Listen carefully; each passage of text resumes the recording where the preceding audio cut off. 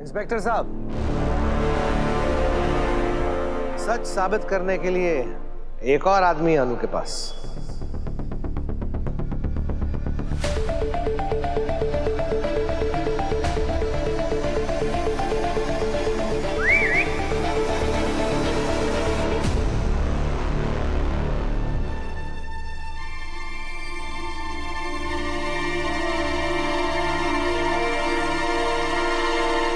पुष्पा जी, ये कौन है?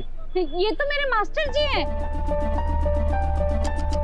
मास्टर जी आप कहाँ थे? मैं ऑफिस भी आई थी लेकिन ऑफिस बंद पड़ा था और आपका फोन भी बंद आ रहा है। मैडम जी, मैं आउट स्टेशन गया था, वहाँ पे नेटवर्क नहीं होने की वजह से आपका कॉल नहीं लग रहा होगा। लेकिन जब मैंने वहाँ पर आपकी न्यूज देखी, मैंने तुरंत तय कर लिया कि मेरा यहाँ होना बहुत जरूरी है। और ऐसा क्यों लगा आपको कि आपका यहाँ आना जरूरी था? वो क्या है ना सर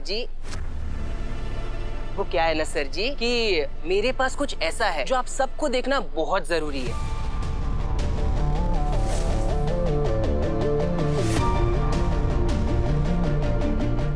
जिस दिन मैडम जी हमारे पास क्लासेस सीखने आई थी, उस दिन मैडम ने हट कर ली कि वो ड्राइविंग सिर्फ उनकी ही गाड़ी में सीखेंगी। मिडिल क्लास होने के नाते बिना मोल भाव किए कोई चीज ले लो तो मिडिल क्लास की तो बदनामी हो जाएगी ना, इसलिए मैंने कहा कि मेरी गाड़ी से ही सिखा दीजिए, लेकिन मोल भाव तो मैं करूंगी। लेकिन इनकी गाड़ी में डैश कैम नहीं था, इसलिए मैंने सोचा कि मैं मेरे शर्ट में ही कैमरा लगा दूंगा, ताकि अगर कल को कुछ गलत सलत हो जाए, जैसा कि हुआ, तो बात हम पर ना आए।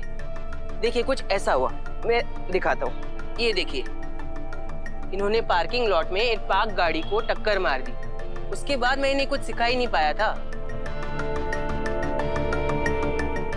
फिर मैंने ही इनकी कार इनके मोहल्ले में जाके पार्क कर दी। मेरा तजुर्बा ये कहता है, इनकी फैमिली में किसी को भी गाड़ी चलानी नहीं आती, यहाँ तक कि उस दिन सबसे पहली बार उनकी गाड़ी मैंने ही चलाई थी। मुझे नहीं लगता इनके खानदान में से किसी ने भी इतना बड़ा एक्सीडेंट किया होगा। तो फिर ये गाड़ी एक्सीडेंट वाले के पास कैसे आई? कि सर हो सकता है ना कि हड़बड़ी में शायद मम्मी ने गाड़ी की चाबी गाड़ी में छोड़ दी होगी, उसके बाद चोर ने वहाँ से गाड़ी उठाई, एक्सीडेंट किया और वापस गाड़ी वहीं लाकर खड़ी कर दी, शायद पुलिस केस के डर से। हर्ष सर, मैंने अभी हर बात पे शायद इसलिए कहा है क्योंकि मुझे किसी भी चीज़ की ना 100% गारंटी नहीं है, पर हाँ एक चीज़ की 100% गारंटी, और इस बात को मैं श्योरिटी के साथ कह सकती हूँ कि मेरे मम्मी पापा ने ऐसा कभी कुछ नहीं किया, उन्होंने कोई एक्सीडेंट नहीं किया और वो दोनों इनोसेंट हैं।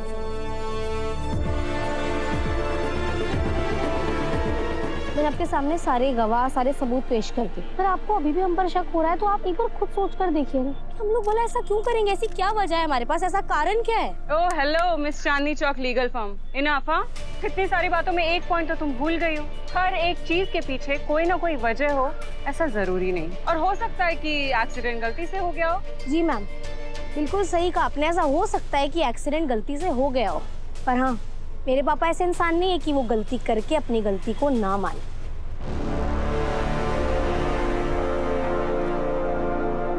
कई बार एक्सीडेंट गलती से हो जाते हैं, पर वहां से किसी को मरता तड़पता छोड़कर भागना और वहीं रहना, वो भी एक इंसान की मर्जी होती है, और मैं जानती हूँ मेरे पापा कभी इतना गलत फैसला ले ही नहीं सकते।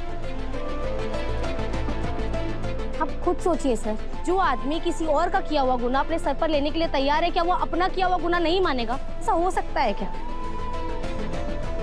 मेरे पापा ना ऐसा गलती से कर सकते हैं, ना अपनी मर्जी से, ना इंटेंशनली, ना एक्सीडेंटली, बिल्कुल नहीं कर सकते। हाँ माना, मेरे पापा को ना गाड़ी चलाना नहीं आता, पर ईमानदारी से अपनी जिंदगी को चलाना बखूबी आता है। पूरे मोहल्ले से पूछ सकते हैं आप। हाँ नहीं है मेरे पापा के पास ड्राइविंग लाइसेंस, पर ईमानदारी के बहुत से लाइसेंस हैं उनके पास।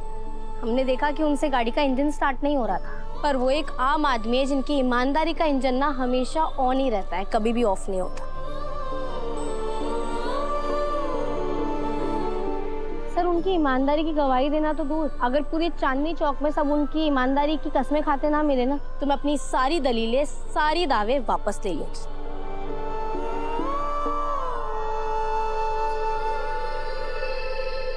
मैंने बहुत क्रिमिनल के साथ डील की है, सारी उम्र बस यही परखने में लग गया कि कौन गुनहगार है और कौन बेगुनाह। मुझे लगता है कि ये लड़की सच बोल रही है, सारे सबूत पुख्ता है, जिससे ये साफ साबित होता है कि इन्होंने एक्सीडेंट नहीं किया है।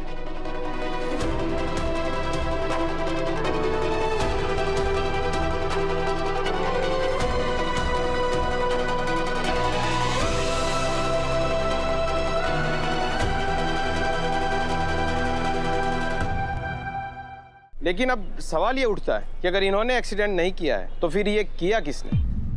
असली गुनहगार को अभी हमें पकड़ना है। डोंट वरी सर, इसमें मैं आपका, इवन हम सब आपका पूरा पूरा साथ देंगे। चलिए मम्मी पापा।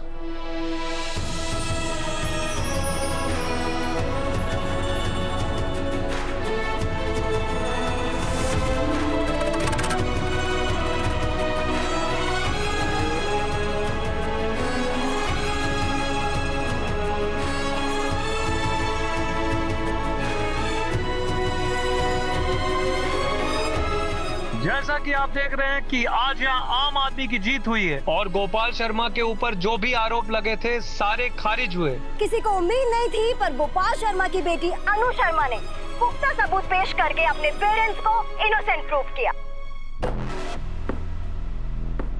इस बार बात बहुत सीरियस है मेरा। माँ को चोट लगी है। अगर रघुपति पकड़ा गया तो मैं नहीं बचूंगी और ये गलती सर बिल्कुल भी माफ नहीं करेंगे। मुझे उसे वार्न करना होगा।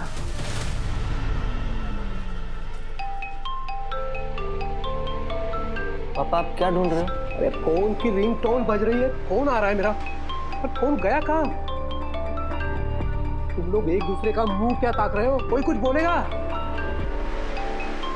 पापा आपका फोन आपके पैंट के पॉकेट में है।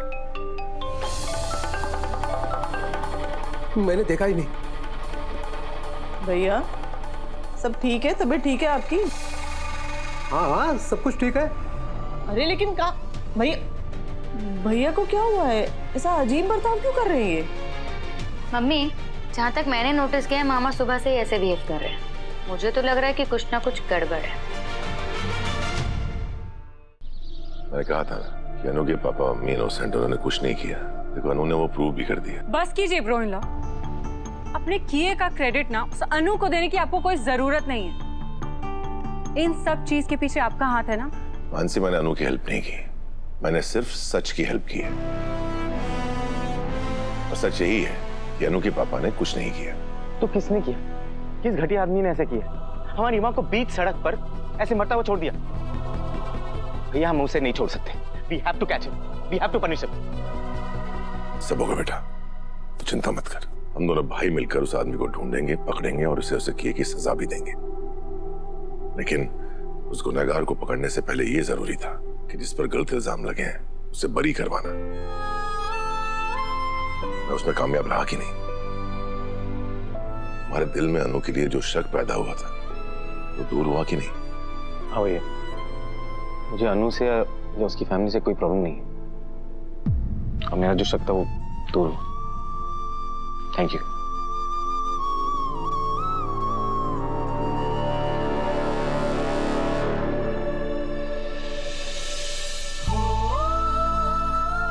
आपसे जब भी मैंने हम दोनों के रिश्ते के बारे में पूछा, आप हमेशा चुप हो गए। आपकी चुप रहने का मतलब है कि हम दोनों के बीच में कुछ भी नहीं है सर। अनु, तुमने कह तो दिया कि तुम उम्मीद छोड़ रही हो, पर मैं नहीं छोड़ रहा और ना तुम्हें छोड़ने दूंगा। पर जो बात अधूरी रह गई है उसे फिर से शुरू कैसे करूं?